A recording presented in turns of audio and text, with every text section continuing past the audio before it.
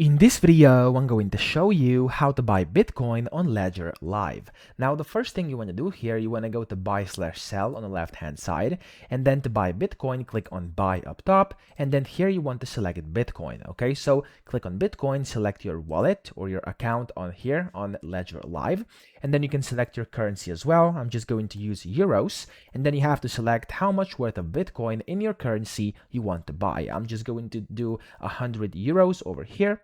And then you have to select your payment method. I'm going to do card, but of course, these are all the available ones. You can just click on the one you want to use.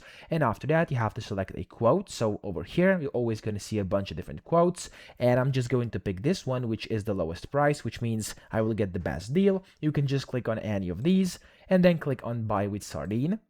And of course, it may be different in case you use something else. And here you can just basically view the summary. And with every single one of those options you were able to see earlier, no matter which one you pick, you're going to have to create an account and basically sign into your account. And then you'll be able to go ahead and pay using your payment method. And then within basically just a few minutes of doing this, your Bitcoin is going to be on your Ledger Live account over here inside your wallet. So that's how you do it. I hope this video helped you out. If it did, please subscribe to the channel and help me out as well.